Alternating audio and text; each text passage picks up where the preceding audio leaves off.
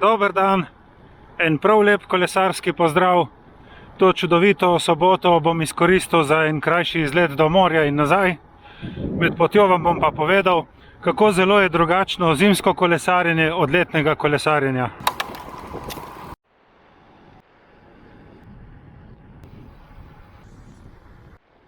Drugač pa je res en super čudovit dan. Sredi decembra smo in imamo sončno vreme in 7 stopinj Celzija.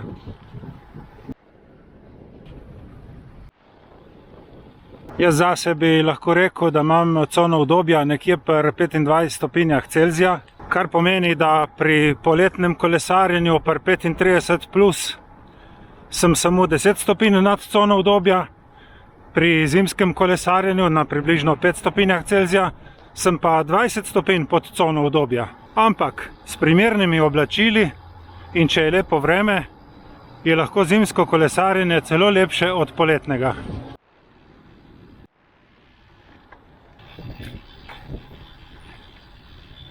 Zelo pomembna je izbira dobrih zimskih oblačil in kvalitetne obutve. In moram reči, da lahko postane kolesarjenje zelo čudovito, ko enkrat pogruntaš, kako se dobro obleči za dane vremenske pogoje. No, sej o izbiri zimskih oblačil sem precej govoril v prejšnjem videu in tudi sama stvar je precej individualne narave, tako da mora res prav vsak sam pogruntati, kaj mu paše, koliko ga zebe, kakšno opremo si lahko privošči. Tako da tukaj jaz nimam kaj dosti za pripomenti. Bolj pomembno mi je, da je vreme v redu in da je predvsem cesta suha. Zaradi tega se jaz po zimi izogibam kakšnim močnim vzponom, zato ker vzponom zmeraj sledijo močni spusti in jaz sem se na težji način naučil, kako izgleda, ko na kakšnem spustu naletiš na vlažno, mokro cesto v kakšnem senčnem ovinku.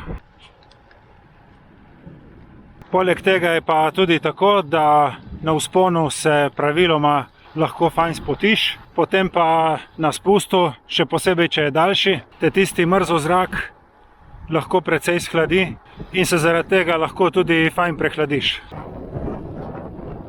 Če že boste zbrali klance, potem zberite take, da boste imeli spust na jugozahodno stran, kjer ga lahko sonce posuši in bo cesta najverjetneje suha. Jaz tukaj na Goriškem vsak dan trkam po lesu za tako lepo podnebje. Praktično lahko kolesarimo celo zimo. Ceste so dostikrat suhe, dostikrat je tudi sončno. Ne predstavljam si najbolj, kako izgleda kolesarjenje v Ljubljani ali pa kje drugje po Sloveniji, ko pride na cesti brozga, ko so ceste lahko posute s soljo, da imaš potem kolo tako, da ga ni moč očistiti, ali pa so posute s peskom, ki ga potem avtomobili zrinejo točno na tisti del ceste, kjer bi se kolesar lahko najbolj varno vozil. Predvidevam, da v takih pogojih kolesar ostane doma in gre na trenažer. Jaz sem se danes odpravil na morje v Sesljan, približno 30 km v eno smer, rahlo valovita cesta, trikrat se cesta rahlo dvigne, tako da hitrost pade na kakšnih 17 na uro. Spusti pa tudi niso pretirano dolgi in hitri. Zadnje 3 dni je deževalo, tako da je na določenih delih cesta še malo mokra. Ampak večinoma je pa suha in zelo dobro prevozna.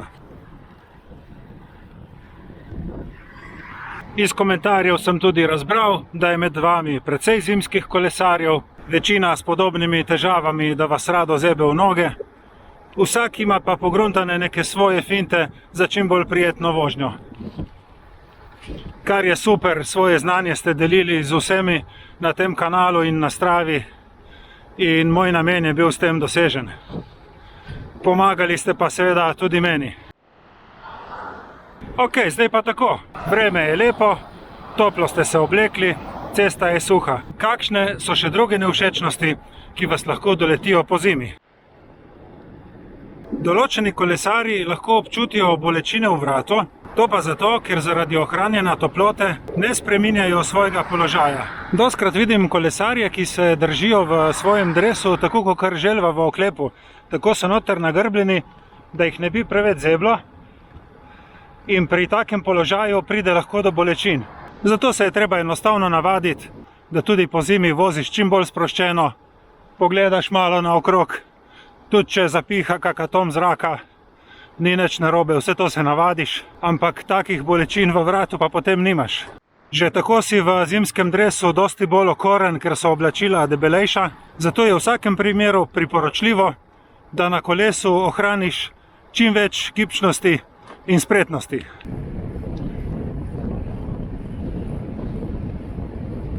In ko smo že pri spretnosti, razmislite, če bi lahko brez rokavic nekje ob cesti zamenjali zračnico. Kar predstavljate si, zunaj nič stopinj, ti imaš pa že vse trste prde. V hladnem vremenu se rado zgodi, da ne občutiš žeje, zaradi česar lahko pride do dehidracije. Zato je najboljše načrtno pitje iz bidona, vsakih 5 km en dober požirek. Pri tem pa dobro premislite, kam se odpravljate in koliko vode boste potrebovali. Vsaj tukaj na Primorskem je po zimi večina tistih pip ob cesti zaprtih. Po svoje je logično, po zimi zaprejo pipe, da ne popukajo cevi, tako da če dobiš kje kakšno tekočo vodo, je to skoraj prej sreča.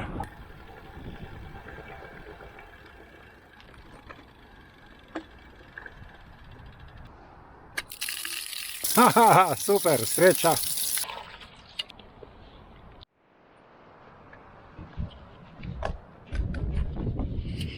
Po zimi bojo drugačni tudi postanki, ali pa jih sploh ne bo.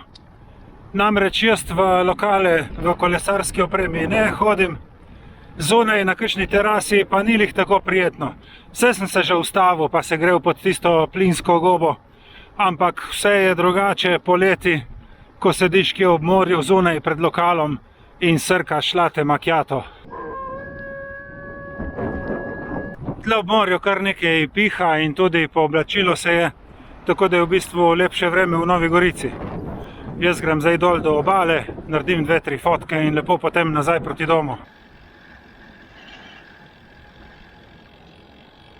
Ja, jaz po navadi naredim kakšen tak postanek ob morju, kakšno fotko, malo se sprehodim, da prekrvavim stopala, se naužijem morskega zraka, potem se grem pa naprej voziti. Super, tle od obale gor je malo vzpončka, lih toliko, da sem se segrel in zdaj grem nov naprej. Po zimi morate računati, da bo na cestah manj kolesarjev, kar pomeni manj somišljenikov, ki bi vam lahko nudili pomoč, in pa manj priložnosti, da si tu pa tam polovite kakšno zavetrje. Po drugi strani se zna zgoditi, da vas določeni vozniki sploh ne bojo pričakovali. Pomladi in poleti vsi podzavestno vejo, da so na cestah kolesarji, po zimi pa to ni tako samoumevno. Zato se izogibajte kakršnikoli vožnji, ki bi lahko voznika presenetila. Še posebej je nevarno tole nizko zimsko sonce, ki lahko tako zaslepi voznika, da vas sploh ne bo opazil.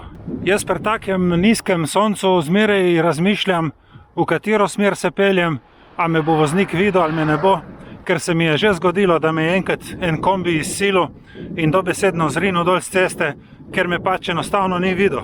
1 kilometer naprej sem ga opazil na bencinski črpalki in sem ga šel vprašati, kaj se je zgodilo, in dobesedno je bil zaprepaden in hkrati prestrašen, kaj bi se lahko zgodilo, če bi jaz padel oziroma če bi me on povozil.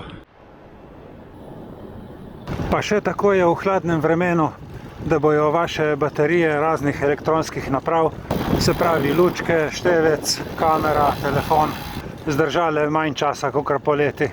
Ampak resnici na ljubo, največ je odvisno od kolesarja, od nas samih.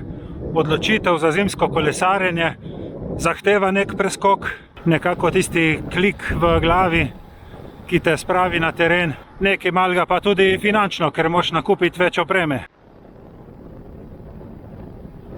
Ampak pomembno je, da se spravimo ven na cesto, naredimo kakšen kvaliteten kilometer, pazimo nase, da smo vidni, označeni in pač gremo korajžno v nabiranje kilometrov.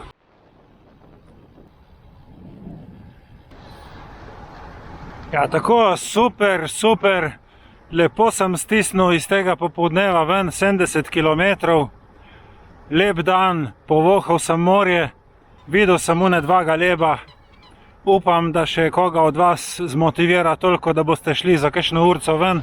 Srečno vožnjo, čuvajte svoje zdravje, hvala za pozornost in se vidimo prihodnjič. Čau!